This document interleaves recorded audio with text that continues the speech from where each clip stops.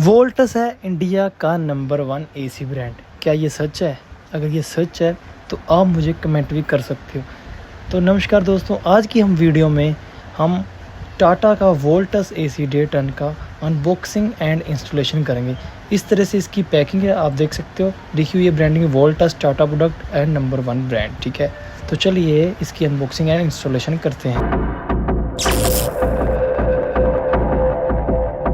तो आप देख सकते हो इसकी जो सीरियल नंबर, मतलब एक इसकी जो इन्फॉर्मेशन दी हुई है, आप देख सकते हो कैसा प्रोडक्ट का जो मॉडल नंबर लिखा हुआ है, मॉडल का नाम है, आप देख सकते हो इस पे के ऊपर लिखा हुआ है। मॉडल का नाम आपको मैं बता दूं, वोल्टस वेक्ट्रा जेनिथ सिल्वर।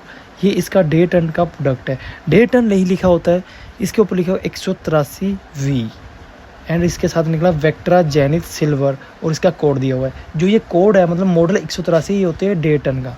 ठीक है, इसके ऊपर सब कुछ लिखा हुआ है, MRP लिखी हुई है, प्राइस लिखा हुआ है, सब कुछ आप देख भी सकते हो।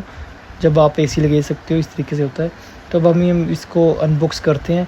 इस तरीके से आप इसकी पैकिंग खोल सकते हो। ठीक है, आपको एक ढंग भी बता दूंगा कि अगर आपने AC इंस्टॉल खुद से करना, किस तरीके से आप खोल सकते हो। ठीक है, हमने जैसे अनबॉक्स किया, ये इस तरीके की इसकी पैकिंग है। आप देख सकते हो इतनी अच्छी पैकिंग है, मतलब यह है कि ट्रांसपोर्ट से माल आता है कि दिक्कत ना आए। ठीक है, इसलिए थर्मोकोल दी हुई थी अच्छे से।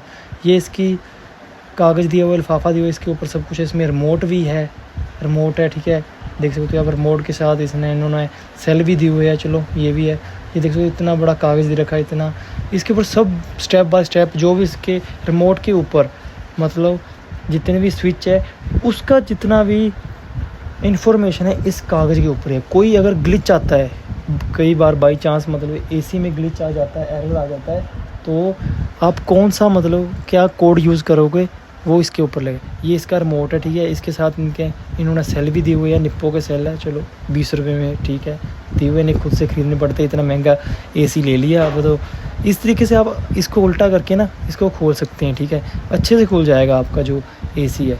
नहीं बाद में क्या होगा कि आप सीधे से आप निकाल नहीं सकते। ठीक है, क्योंकि उल्टा रख के इसके नीचे एक प्लेट होती है, वो हमने लेनी होती है, वो जरूरी प्लेट होती है। पहले प्लेट ही लगानी होती है। जो हमने ये जहाँ से हमने टेप उखाड़ी, ये लोहे की जो आप प्लेट देख रहे हो, यही प्लेट हमारे लिए ज़्यादा जरूरी है, क्योंकि इसके ऊपर ही हमारा AC इंस्टॉल होगा। इसके अकॉर्डिंग ही हमने जो इसके आउटलेट्स वाले पाइप है जो इंडोर के आउटडोर से जुड़ने हैं वो लगेंगे। तो ये शीट है, तो ये आप देख सकते हो इस तरीके से पहले हमने पूरा लेवल में पूरा सीधा करके हमने इसके जो निशान है वो लगा लेना है। बहुत इसमें सुराख है, आप जितने मर्जी जैसा जितना आपका मन करे उतने सुराख कर ले, लेकिन 6 या 7 सफिशेंट है, इतना 12 नहीं होता है इंडोर। आपको मैंने बताना भूल गया, जो ये पहले हमने करा ये इंडोर है, पहले हम इंडोर का सेट करेंगे, उसके बाद हमने सुराख कर लेना जहाँ जहाँ इसके पाइप आएगी। आप 1 सेंटीमीटर से भी इसका नाप ले सकते हैं। ठीक है, जब हमने क्या करना है कि वायर दी होती है, ठीक है, वायर दी होती है 4 कोर, वो आपने इसमें कनेक्ट कर देनी है। वो क्या कहाँ करनी है, जो इसके ऊपर एक ढक्कन होता है, आप अगर उसको उखाड़ोगे तो निकल जाएगा। ठीक है, जहाँ जाली डली होती है, तो उसके बाद यहाँ पे एक डिब्बी आएगी, उसमें आपने कनेक्शन करना है। वो जो कनेक्शन होता है वो आउटडोर को लगेगा, ये वाला कनेक्शन। ठीक है, इसमें वायर आई हुई है, जैसी वायर आपने अंदर लानी है वैसे ही आपने बाहर लगानी है। इसमें न्यूट्रल, फेज़, अर्थ और एक कंप्रेशर को गई होती है, वो आपने देख लेनी कौन सी लगानी है, उसी के हिसाब से आप इसको कनेक्ट करोगे। अगर आपने कोई भी एक वायर उल्टी लगा दी, उसके बाद आपका जो आउटडोर और इंडोर का सेटअप नहीं होगा, चलेगा नहीं। ठीक है, दिक्कत आएगी। तो इससे है कि हमने क्या करना, एक इसकी दूसरी वायर होती है जो मतलब लगी होती है, वो आप किसी भी साइड को निकाल सकते हैं। ठीक है, फिर हमने उस साइड को हमारा प्लग था लेफ़्ट साइड को, तो हमने लेफ़्ट साइड को निकाल दी, वैसे तो ये राइट साइड को निकलती है। छोटी सी वायर थी, आप देख सकते हो, मैंने आपको दिखाऊंगा। तो हमने इसी तरह से पहले पाइप बाहर को निकाले, फिर उसके ऊपर लॉक फंसा दी। हमारा AC इंडोर हमारा लग चुका है। इस तरीके का इंडोर है, सिल्वर लाइन की इसके ऊपर प्लेट है जो क्रोम लगा हुआ है, तभी इसका मॉडल सिल्वर क्रोम है, देखा ना आपने। तो उसके बाद क्या करना है, इसमें 2 पाइप होते हैं। ठीक है, एक मोटा होता है, एक पतला होता है। वो आपने क्या करना है, जैसे ना एक बार आप कंप्रेशर खोलोगे इसका, मतलब कि इंडोर का जो पाइप खोलोगे कंप्रेशर, इतनी उसमें आवाज़ आएगी ना, साउंड आएगी, आप डर जाओगे। कोई नहीं, निकल देना। इससे पता होता है कि अगर ये ना निकले ना, तो आप समझ लेना कि आपके AC में दिक्कत है। तो उसके बाद आपने दूसरा पाइप लगा देना है। ठीक है, मोटा होता है थोड़ा सा, मतलब एक पतला एक मोटा आपने कनेक्ट करना है। इनका नाम तो कुछ अलग है, लेकिन चलो कोई बात नहीं, आपको मैं सिंपल करके बता रहा हूँ, इसलिए थोड़ा सा टाइम लगता है। नहीं तो अगर आप आपको समझ आ जाएगा। अगर आप मैंने इसका ओरिजिनल नेम ले दिया तो आपको समझ नहीं आएगा कौन सा पाइप है कौन सा पाइप, मोटा पतला पाइप आप देख सकते हो। जो एक वायर आई हुई है वो आपने जो हमने अंदर जोड़ी थी वो आप कंप्रेशर में भी जोड़ोगे, वैसे ही आपने बताया था। तो बस ऐसे ही पतला पाइप एक तो हमारा इंडोर को कनेक्ट हो गया, एक आउटडोर को कनेक्ट हो जाएगा। अच्छे से आपने इसको टाइट कर देना है। आप टेम्पलिंग टेप का भी यूज़ कर सकते हो, प्लम्बर के पास होती है जो वाली, प्लम्बर हमने हार्डवेयर से मिल जाती है, कोई बात नहीं। तो उसके बाद ठीक है हमने मोटा, आपने एक चीज़ ध्यान रखनी है, अगर आपको पाइप घुमाना ना आए ना तो आपने ज़्यादा टाइम नहीं लगाना है, पाइप पे ज़्यादा जोर नहीं लगाना है, दिक्कत आ सकती है बहुत ज़्यादा। अगर एक भी बेंड गलत पड़ गया ना पाइप को तो आपका एसी चलना, गैस निकालनी मुश्किल हो जाएगी, ठीक है। अगर गैस ही नहीं गई तो आपका एसी ऑन और आपकी कूलिंग नहीं होगी, ख़राब नहीं होगा आपका, लेकिन बस कूलिंग नहीं होगी, दिक्कत आएगी, ठीक है जी। तो उसके बाद टेम्पलिंग टेप लगाओगे आप, अगर टाइट करके फिर आपने क्या करना है कि शैम्पू की हेल्प के साथ ना इसकी देखनी है कि हवा लीक ना हो। तो उसके बाद एक एलकी आती है, ठीक है, एलकी के साथ इसके ऊपर ढक्कन दिए होते हैं, वो उसमें नट होते हैं। पहले आपने एक गैस निकालनी पतले वाली, फिर आपने दूसरी वाली गैस छोड़नी, जैसे हम छोड़ रहे हैं इस तरीके से पूरी छोड़ देनी है, जितना आप निकाल सकते हो, अपने आप ही नट रुक जाएगा। एक नट होता है इसके ऊपर, बस फिर हमारा ये लग जाएगा। अभी हमारा एसी मतलब इंस्टॉल हो चुका है, ठीक है। इंस्टॉल के लिए हमने अभी स्टेबलाइज़र कुछ नहीं लगाया, मैंने बस सिंपली एक 6 एम्पीयर के मतलब इसको कनेक्ट करना था, तो हमने इससे देखो 6 एम्पीयर के स्विच से ही हमने ये कर दिया है, ठीक है।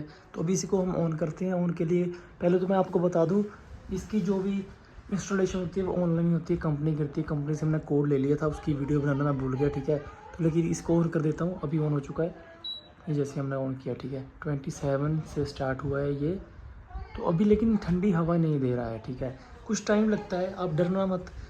ये देखिए ये भी इसके जो हमारे माउथ है, इसका कहने का मतलब जो भी है ओपन हो चुका है। अभी देखो थोड़ी देर बाद इसका जो ठंडी हवा आने लगी। कई बार क्या करता है कस्टमर डर जाता है कि इसकी जो कूलिंग नहीं हो रही, कई बार नया नया होता है तो इसको चलने के लिए 15 मिनट लग जाते हैं स्टार्टिंग में, बाद में ये कंटिन्यूसली काम करता रहता है। कहने का मतलब मेरा ये था कि अगर आप फर्स्ट टाइम एसी लगा रहे हो, अगर आपको लगे ये कूलिंग कम कर रहा है तो आपने डरना नहीं है। आपके वहाँ मतलब बिजली की प्रॉब्लम भी हो सकती है, इलेक्ट्रिसिटी कम भी हो सकती है, उसको अगर आप स्टेबलाइज़र लगाओगे फिर इसकी जो कूलिंग है वो ज़्यादा बढ़ जाएगी। लेकिन ये इन्वर्टर एसी है, कंपनी का दावा है कि स्टेबलाइज़र की लोड नहीं पड़ती, कुछ टाइम बाद इसकी कूलिंग खुद पे खुद बढ़ जाती है, वो आप देख सकते हो। अभी ये हमारी कूलिंग कर रहा है। इसके रिमोट कंट्रोल देख लो, रिमोट कंट्रोल तो कुछ नहीं है, ठीक है, प्लस माइनस का निशान है, मतलब टेम्परेचर हमारा देखिए। तो इसकी जो लैंप है, लैंप आप इसे बंद भी कर सकते हैं, अभी ऑन है, ये बंद कर दिया, ठीक है, ये ऑन कर दिया हमने लैंप, ये देखिए ये इसका रिमोट है, ठीक है। ये अगर इसमें मोड देखोगे आप तो जैसे ये देखो ये आया मोड 5D पे, आप देख सकते हो कैसे काम कर रहा है ये देखो कैसे काम कर रहा है, इसका मोड है ये वाला, ठीक है। तो मोड अलग अलग मोड है इसमें, ये एक दूसरा मोड लगाया हमने जो 32 पे आ गया, ठीक है, 32 पे पता नहीं, एक और मोड करिए 26, 3 मोड है इसमें, ठीक है। ये मोड मुझे नॉर्मल है, आप इस पे सेट कर सकते हो, ये बढ़िया, ठीक है, एक मोड है।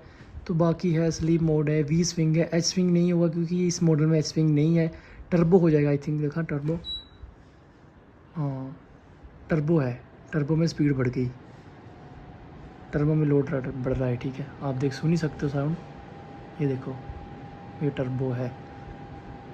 तो ये सेट है, AQI नहीं है, वाईफाई नहीं है इसमें, ये टेम्परेचर रूम टेम्परेचर है, 32 अभी room temperature, timer on timer off, saver पता नहीं क्या है, सेवर, हाँ सेवर 24, ठीक है। ये जैसे सेवर दबाया तो 24 पे आ गया इसका जो भी था। तो टर्बो बंद कर देते हैं, टर्बो मैंने बंद कर दिया अभी।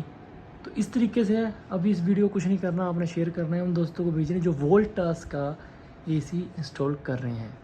ये आप इसका कंप्रेशर देख सकते हो, ठीक है, वोल्टास एट टाटा प्रोडक्ट्स, इसके ऊपर भी लिखा हुआ है इन्वर्टर एसी है ये इसका मॉडल, ठीक है, आपको दिखा दूँ, ये मॉडल है वेक्ट्रा जेनिक सिल्वर जो भी उसके ऊपर लिखा हुआ है, ठीक है, ये चल रहा है अभी, ठीक है। देखते हैं कूलिंग देख सकते हो इसकी, आप साउंड सुन सकते हो, ये आप देख सकते हो इसके ऊपर क्या लिखा है, टेम्परेचर है, ठीक है, मतलब जब इसका टेम्परेचर सेट हो जाता है खुद पे खुद कंट्रोल कर जाता है, जो टेम्परेचर दिखाता है इसकी वजह से आता है, सेंसर लगा हुआ है टेम्परेचर का। तो ये देख सकते हो आप पाइप में से जो पानी निकल रहा है, थोड़ा थोड़ा पानी निकल रहा है, देख सकते हो ना आप, इस तरीके से पानी निकलना चाहिए। इस तरीके से आप इसकी सेटिंग करवा सकते हैं, कर सकते हैं अगर आप टेक्नीशियन हो तो, नहीं तो आपको कंपनी से या बंदा या कोई भी इलेक्ट्रीशियन होता है इसके लिए, वो आप बुला सकते हो।